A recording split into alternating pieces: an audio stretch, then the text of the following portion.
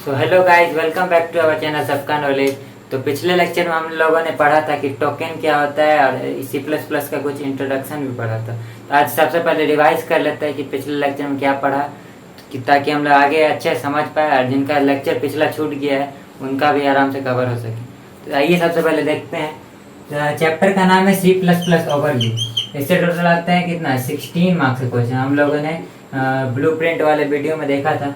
तो अब देखते हैं।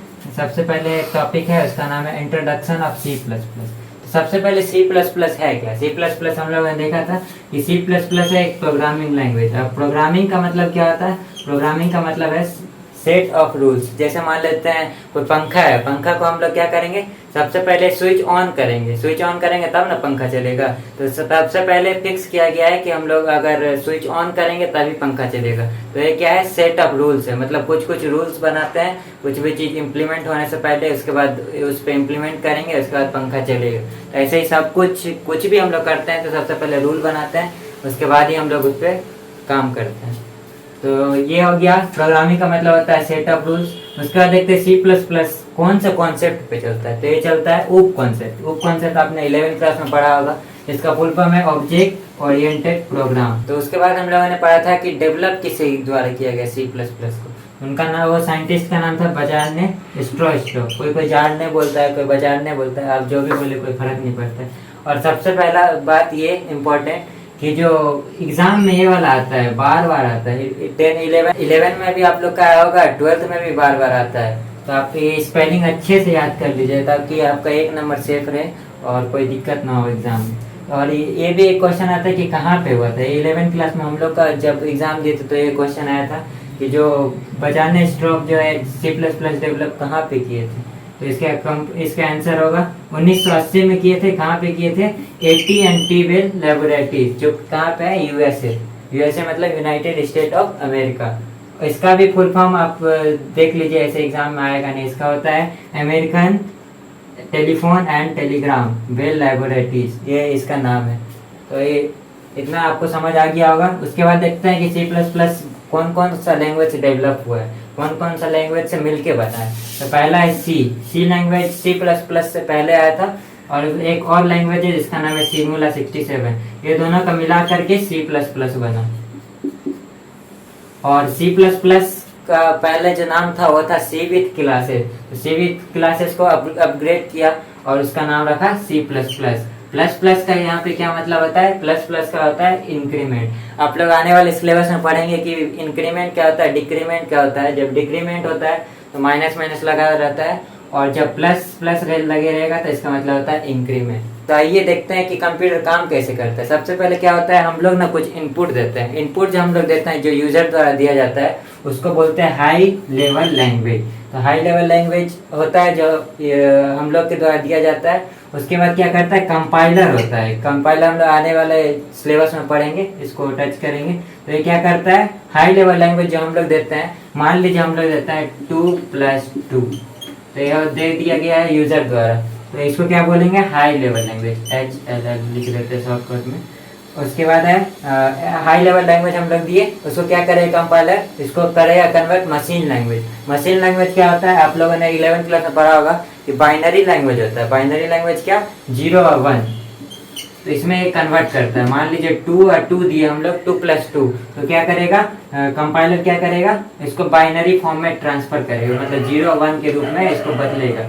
उसके बाद क्या ऑपरेट होगा, और ऑपरेट के बाद हम लोग को फिर से रिजल्ट मिलेगा, मतलब इसको जरूरत होगा कितना, 4। तो फिर उसको हम लोग के बाद स्क्रीन पे शो करेगा। अपने 11th क्लास में ही पढ़ा था ये वाला बात, फिर भी आपको रिवाइज करा देते हैं। तो चलिए अब आगे बढ़ते हैं। आगे हम लोग को पढ़ना है टोकन। अब इसके बाद हम लोगों ने क्या देखा था, टोकन।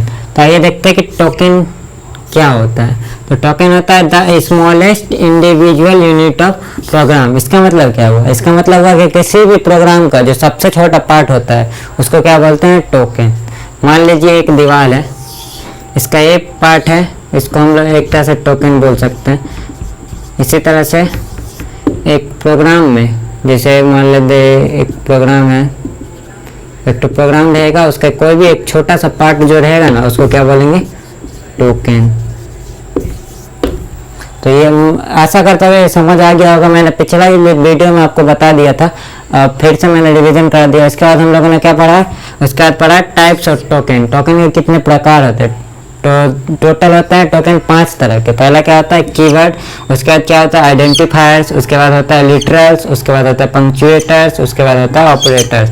तो हम लोगों ने पिछले वीडियो में देख लिया था कि कीवर्ड्स क्या होता है और उसके क्या क्या 5 पॉइंट मैंने लिखा दिया था। आज हम लोग पढ़ेंगे आइडेंटिफायर्स। और आइडेंटिफायर्स पढ़ाने से पहले मैं आपको कीवर्ड्स का एक बता देता हूँ कि पिछले वीडियो में क्या क्या पढ़ा था, ताकि आपको रिवीजन करने में ज़्यादा आसानी हो, आपको अच्छा समझ में भी आए। तो चलिए अब देखते हैं कीवर्ड्स क्या होता है। तो आइए अब देखते हैं कि जो मैंने कीवर्ड्स के बारे में क्या क्या आपको बताया था। तो सबसे पहला बताया था रिजर्व वर्ड होता है। कीवर्ड जो है एक रिजर्व वर्ड जो पहले से रिजर्व किया गया है। उसके बाद है प्री डिफाइन। प्री डिफाइन मतलब पहले से ही इसको डिफाइन कर दिया गया है, मतलब यूजर इसको डिफाइन नहीं करता है, मतलब हम लोग कुछ भी नहीं बना सकते अपने हिसाब से, वो पहले से ही डिफाइन किया गया है। तीसरा है ये कंटेन ओनली लेटर, ये खाली लेटर कंटेन करता है, मतलब डिजिट कंटेन नहीं करता है। चौथा है written in small letter only, मतलब ए बी सी ऐसे लिखाता है, ए बी सी ऐसे नहीं लिखाता है। तो क्या करता है, हम ओनली स्मॉल लेटर कंटेन करता है। उसके बाद इसका एग्जांपल की तरफ चलते हैं। इसका एग्जांपल है एंड, फ्लॉट, अवॉइड। ये सब आप सोच रहे होंगे क्या है, अगर जो 11 में नहीं पढ़े होंगे ये सब, तो वो सोच रहे होंगे कि ये सब क्या आ गया वर्ड। तो आइए हम लोग जैसे जैसे आगे पढ़ेंगे, हम लोग प्रोग्रामिंग सीख करेंगे तो उसमें आपको आराम से क्लियर हो जाएगा, जिसका नाम है आइडेंटिफायर। तो आइए अब चलते हैं आइडेंटिफायर्स की तरफ। अब देखते हैं ये होता क्या है। ये पहला इसका नंबर 1 पॉइंट है, ये रिजर्व वर्ड नहीं होता है, नॉट रिजर्व वर्ड। दूसरा पॉइंट देखते हैं यूज़र डिफाइंड होता है। इसको हम लोग डिफाइन कर सकते हैं। जैसे मान लीजिए कुछ वेरिएबल ले लिए एक्स, तो एक्स जो वेरिएबल लिए इसी को बोलते हैं आइडेंटिफायर, जिसका हम लोग अपने हिसाब से इसको डिफाइन कर सकते हैं, यूज़र डिफाइन है। तो इसको बोलेंगे ये यूज़र डिफाइन है। यूज़र डिफाइन मतलब जैसे मान लीजिए एक्स का वैल्यू, एक्स जो ये जगह होता है ना, इसी को बोलते हैं आइडेंटिफायर।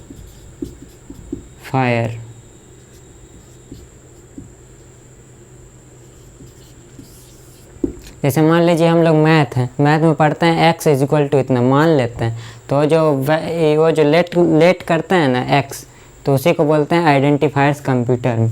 तो अब आगे बढ़ते हैं। आगे है contain letter digits and symbol. ये जो कीवर्ड था वो खाली लेटर कंटेन करता था, लेकिन ऐसा इसमें नहीं है।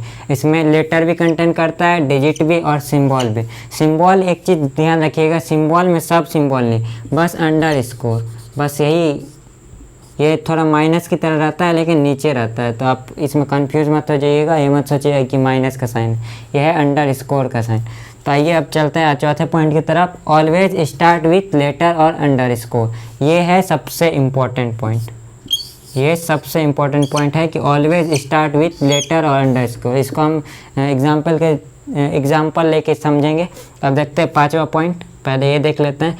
It is written in upper and lower case. मतलब अपर केस मतलब क्या होता है, अपर मतलब जो बड़ा ABCD होता है उसको बोलते हैं अपर, और जो लोअर केस होता है, लोअर केस मतलब स्मॉल, ये इसका मतलब होता है कैपिटल, और इसका मतलब होता है स्मॉल। इसको भी याद रखिएगा, कहीं कहीं दे देता है upper case and lower case. तो अपर मतलब क्या होता है कैपिटल लेटर, जैसे हो गया ए, और लोअर केस मतलब क्या हो गया स्मॉल लेटर, जैसे ये। तो आइए अब इसका एग्जांपल देखते हैं। एग्जांपल में जैसे हम आपको कुछ क्वेश्चन करते हैं, जैसे हो गया इसमें लिखा है always start with letter and underscore. तो ऑलवेज किससे स्टार्ट होगा, या तो लेटर से या फिर अंडर स्कोर से। इससे क्या बोलते हैं, डिजिट से स्टार्ट नहीं हो सकता है। तो कहीं पे भी ये लिखा रहे कि 25, मान लेते मैं अपना ही नाम ले लेता हूँ प्रकाश, तो क्या ये आइडेंटिफायर्स है? नहीं है, क्योंकि ये क्या है, स्टार्ट हुआ है डिजिट से, इसीलिए ये आइडेंटिफायर्स नहीं है। अब देखते हैं दूसरा एग्जांपल। मान लेते हैं यहाँ हो गया प्रकाश 41, तो ये क्या है, आइडेंटिफायर्स है। तीसरा है अंडर स्कोर। आपका मान लीजिए कुछ नाम ले लेते हैं राज, तो ये क्या है, ये आइडेंटिफायर्स है, ये अंडर स्कोर है, माइनस नहीं, अंडर स्कोर ऐसे हो, अंडर स्कोर राज। आप सिंपल सा ये लॉजिक समझ लीजिए कि स्टार्ट होना चाहिए या तो अंडर स्कोर से या फिर होना चाहिए लेटर से, डिजिट से स्टार्ट नहीं होगा। अगर डिजिट से स्टार्ट होता है तो आइडेंटिफायर्स वो नहीं होता है। तो सिंपल सा ये लॉजिक है। और चौथा और भी आपको ये वाला होमवर्क है, आप बताइएगा कि है कि नहीं। चौथा है होमवर्क नहीं, मैं आपको सॉल्यूशन ही बता देता हूँ ताकि आप आने वाले कुछ जो टेस्ट होंगे उसमें ये सब क्वेश्चन रहेगा तो ध्यान दे दीजिए अच्छा से। चौथा है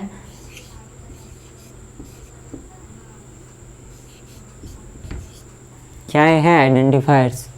आप कुछ कंफ्यूजन में बोल देंगे हाँ है, क्योंकि ये लेटर से चालू हुआ है इसीलिए है, लेकिन ऐसा नहीं है। यहाँ पर अंडर स्कोर ना डाल के यहाँ पे पॉइंट है, कहीं भी अगर अंडर स्कोर के अलावा दूसरा कुछ सिंबल है तो आइडेंटिफायर्स नहीं रहेगा। तो ऐसा करता हूँ कि आपको सब समझ आ रहा होगा, और कहीं भी डाउट है तो आप कमेंट में करते रहिएगा, और हमारे टेलीग्राम ग्रुप में भी आप क्वेश्चन पूछ सकते हैं कहीं भी डाउट आता है तो। बाकी चलते हैं अब आगे तरफ। आगे पॉइंट है आपका लिटरल्स, तो लिटरल्स देखते हैं और उसके टाइप्स भी है तो टाइप्स भी देखते हैं। तो अब बढ़ते हैं तीसरे पार्ट की तरफ जिसका नाम है लिटरल्स। इसको हम लोग कांस्टेंट भी बोलते हैं। आप लोग फिजिक्स में पढ़े होंगे कांस्टेंट क्या होता है, ऐसा वैल्यू जिसको हम लोग चेंज नहीं कर सकते। तो ये भी कंप्यूटर में वही है। Literals offer that it's never change the value during the program. जब भी प्रोग्राम रन करता है उसके बीच में कभी भी अपना वैल्यू को चेंज नहीं करता, उसको क्या बोलते हैं लिटरल्स, या फिर इसको बोलते हैं कांस्टेंट।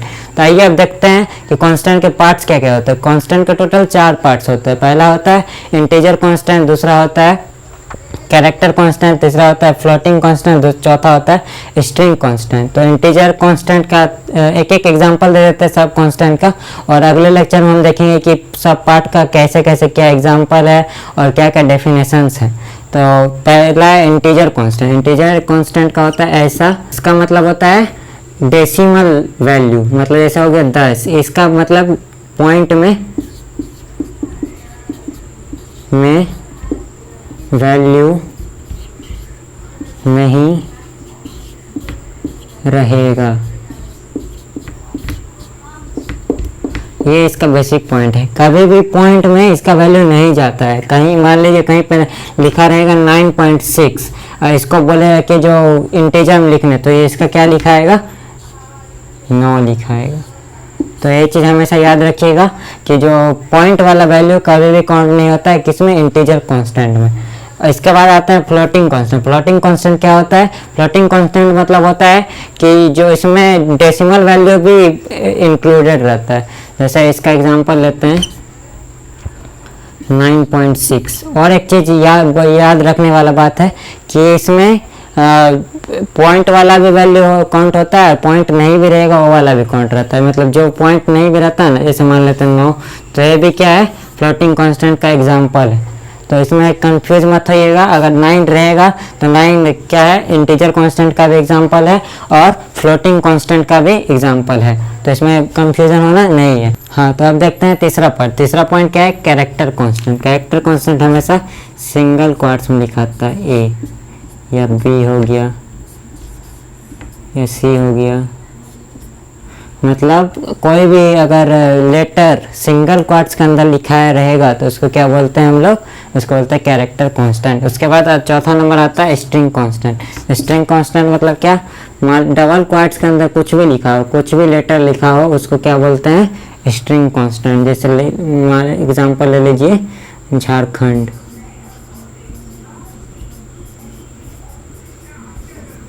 तो क्या हो गया स्ट्रिंग कांस्टेंट। और इसके बाद भी और भी कुछ पॉइंट्स हैं, सबके डेफिनेशन है, इसका एग्जांपल है। बढ़िया से हम लोग करेंगे अगले लेक्चर में। अगर आपको वीडियो पसंद आया तो लाइक करें, अपने दोस्तों का शेयर करें और चैनल को सब्सक्राइब करें। Thank you so much for watching. Thank you.